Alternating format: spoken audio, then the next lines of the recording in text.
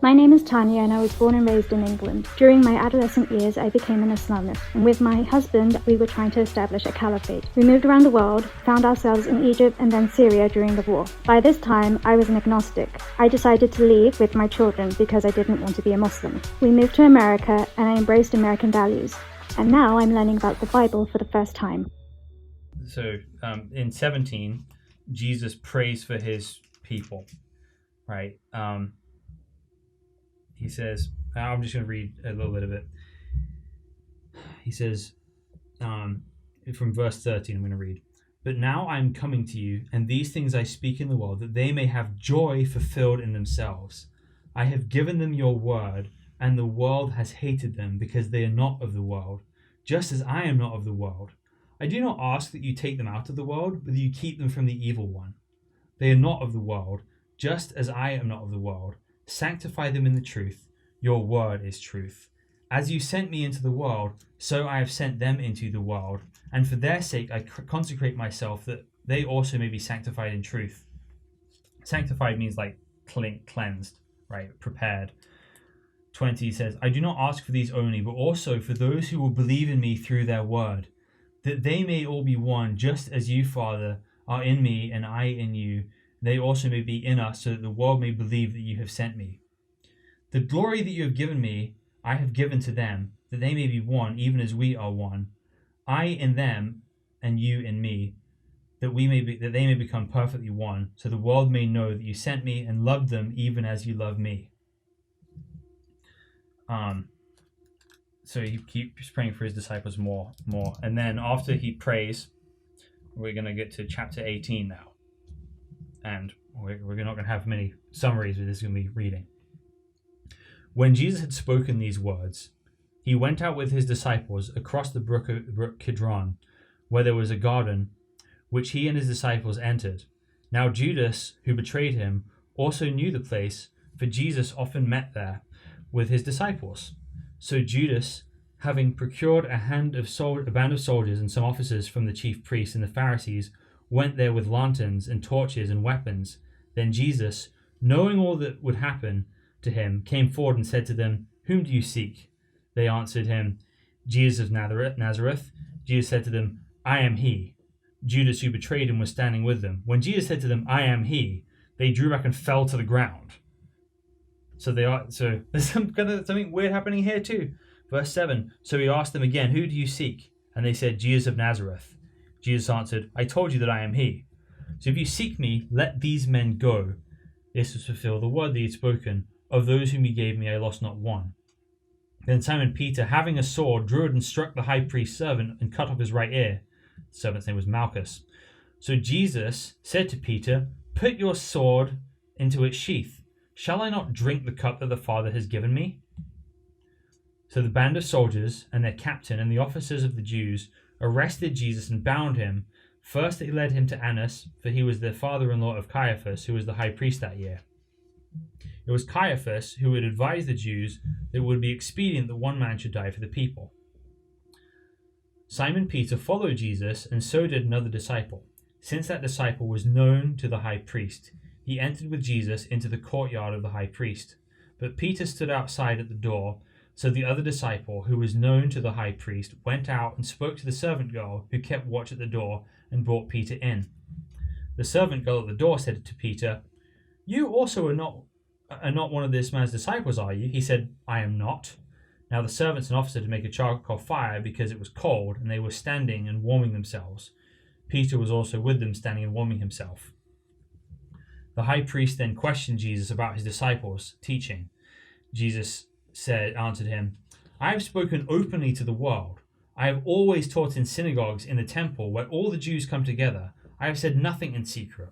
Why do you ask me? Ask those who have heard me what I said to them. They know what I said. When he had said these things, one of the officers standing by struck Jesus with his hand, saying, Is that how you answer the high priest? Jesus answered him, If what I said is wrong, bear witness about the wrong. But if what I said is right, why do you strike me? Annas then sent and bound to Caiaphas the high priest. Now Simon Peter was standing and warming himself. So they said to him, You also are not one of his disciples, are you? He denied it and said, "I am not." One of the servants of the high priest, a relative of the man whose ear Peter cut off, asked, "Did I not see you in the garden with him?" Peter again denied it, and at once a rooster crowed. Then they led Jesus from the house of Caiaphas to the governor's headquarters. It was early morning. They themselves did not enter the governor's headquarters, so they would not be defiled, but could eat the Passover. So they're charging an innocent man, yet they're observing their ceremonial religious laws and not going into the Gentiles' house, right? Same rule of non-Muslims being dirty as same rule of non-Jews being dirty at this time.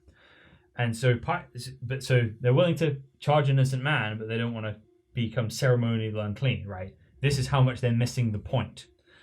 Verse 29, so Pilate went outside to them and said, "What accusation do you bring against this man?" They answered him, "If this man were not doing evil, we would not have delivered him over to you." Pilate said to them, "Take him yourselves and judge him by your own law."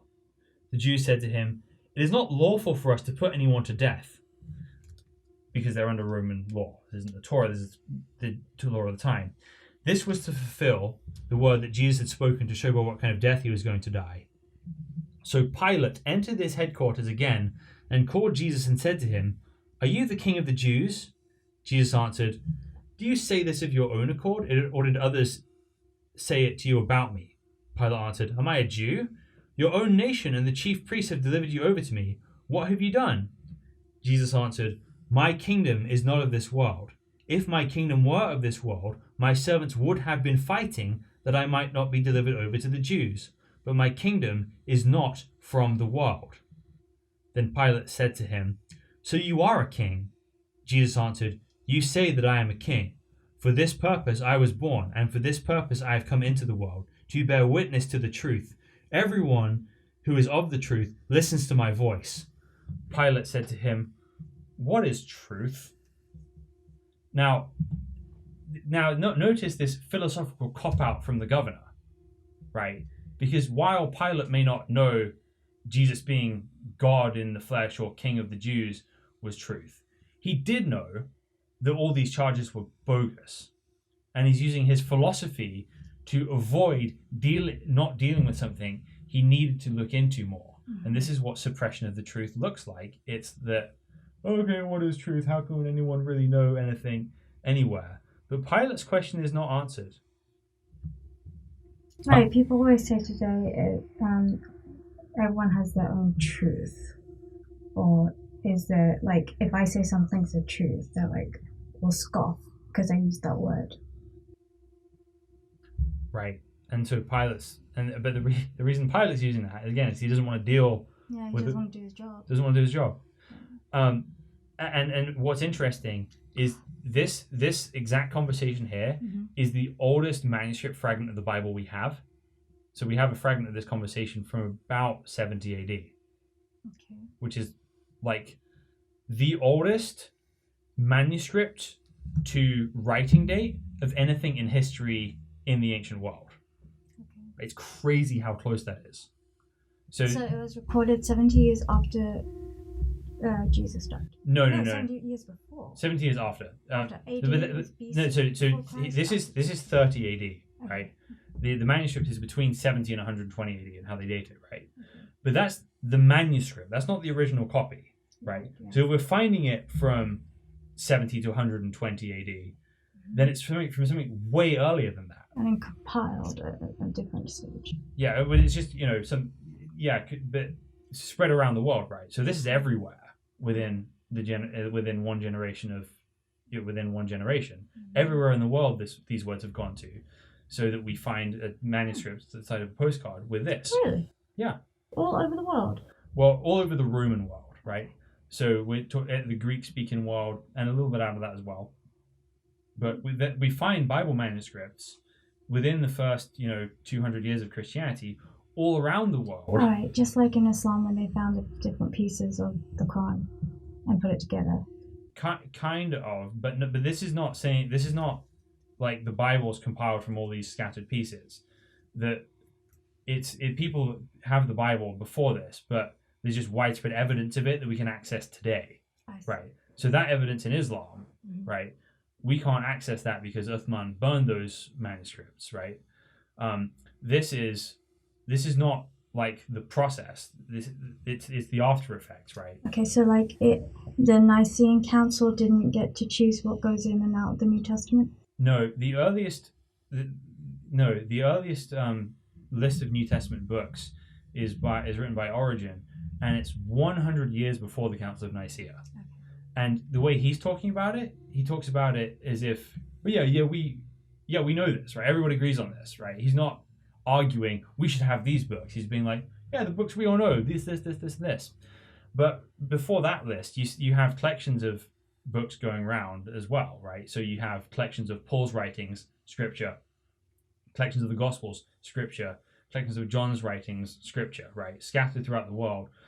What about Marilyn Magdalene? Or... Mary Magdalene? Yeah, man.